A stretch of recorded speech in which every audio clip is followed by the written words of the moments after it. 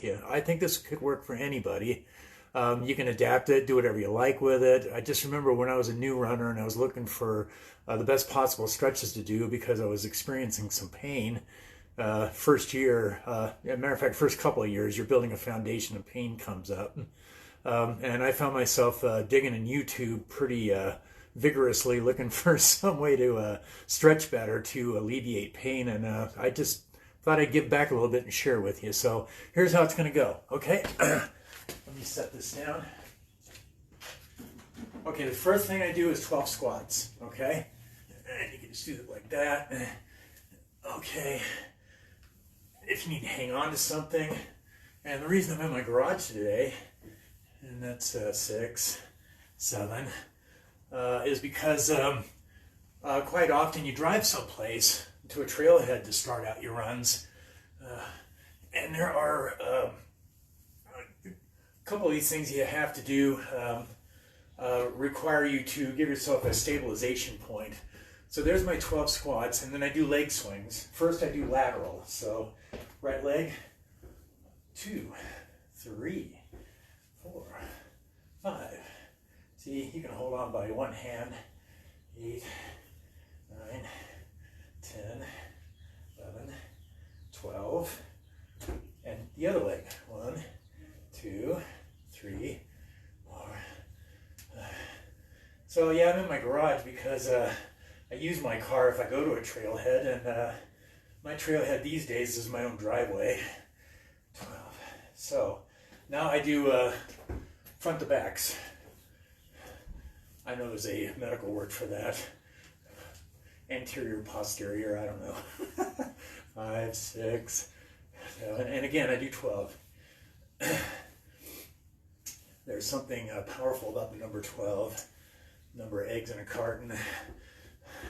Number of months in a year, I don't know. But yeah, it's just easy to remember too.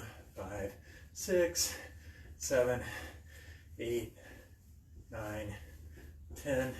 And you'll see from me talking, just kind of start warming you up a little bit and get your heart rate up above resting. So next I begin the stretch. This one's going to look familiar to everybody. Quadricep stretch is just basically bend your leg, grab the ankle, stand up straight with the other leg, don't lock your knees. And just hold that until you can feel it in the front of your thigh. It's where the quadriceps, the biggest muscles in the body, are there. And do the other one. Now you're asking, Eric, how are you going to do that and stay on camera? We'll just get this way. If I had some yoga skills, I could spin a little, but I don't. Okay, so now that and next a couple of the others I do 2 times through.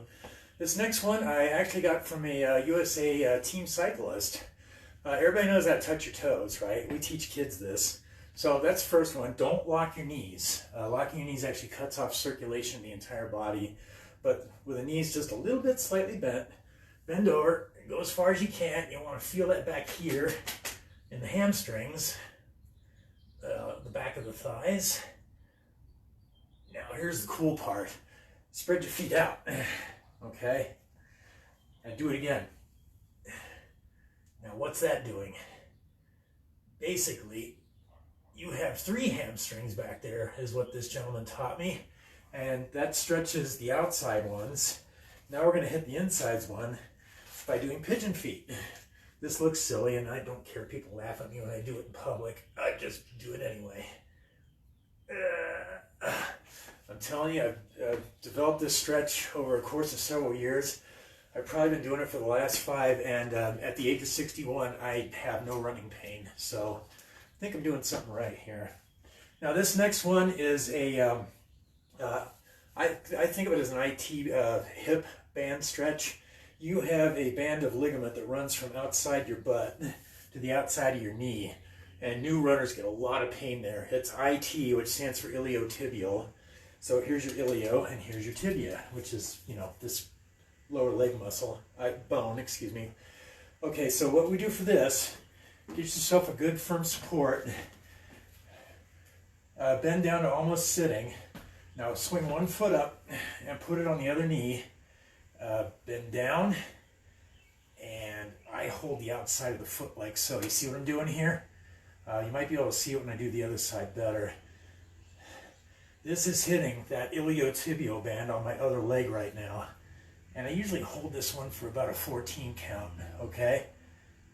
And that's probably long enough. So maybe you'll be able to see this one better. So get down to a comfortable stretch. Get your one hand set. Throw your other foot up. Bend down to sitting position. And I can feel this like super stretchy right here all the way to here, but especially up in this area. It's basically opening up the hip abductor. Oh, okay. I had a lot of IT pain. I actually went to an acupuncturist. Lucky me, I've got a really good one for a friend. Hi, Angela, if you're watching. But after a couple of years of developing that stretching with her help, I basically have eliminated that pain for me. So that's a good one. Learn how to do that. DM me or shoot me a message or whatever media you're looking on for this. The last one is simply a calf stretch. I have developed a way to do this without any support. And what I do is just step forward. Well, okay, let me see. You actually step back. No, go ahead. So when I step back with my left foot, I'm going to put both of my hands on my right knee for support. See how I'm bent down? Now what you're ideally doing is stretch out that back leg, the left leg, so that it is, you can feel the calf muscle. The toes are resting comfortably on the ground, and then gradually rock the heel back toward the ground. Gradually, not hard. Don't ever do any of these movements with, jerky, sudden motion. Okay? Yeah, that's a good one. You can also support yourself on something. Since you already got your trailhead anyway, and you might be like, you cannot see my calf. So let's see if I can do something about that. Okay. And then rock the heel back down. Stretches and stretches, and you should be able to feel it without causing yourself pain, but on the verge of it, because the whole idea is you're stretching your muscles out. Now, there's a lot of wisdom out there that says you shouldn't do a stretch until you've done a run. Well, guess what? The squats and the leg swings are how I warmed myself up. So I don't subscribe to that personally. I don't want to discourage anybody from doing whatever it is they do that works, but I'm just kind of sharing what works for me. And I'm an older guy, and I'm able to enjoy my running.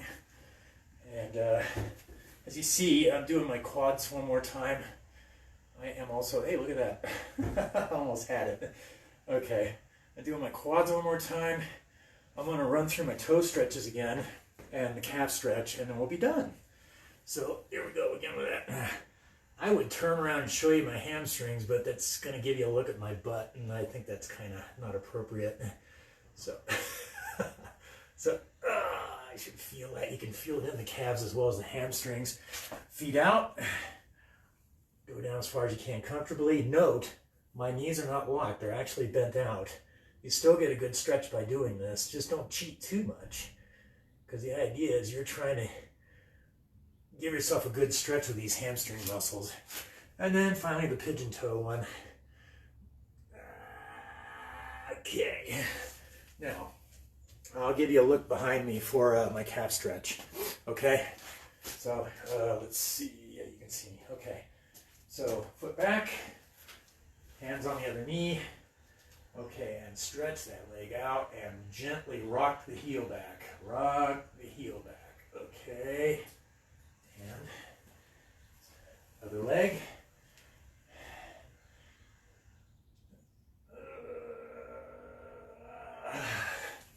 All right.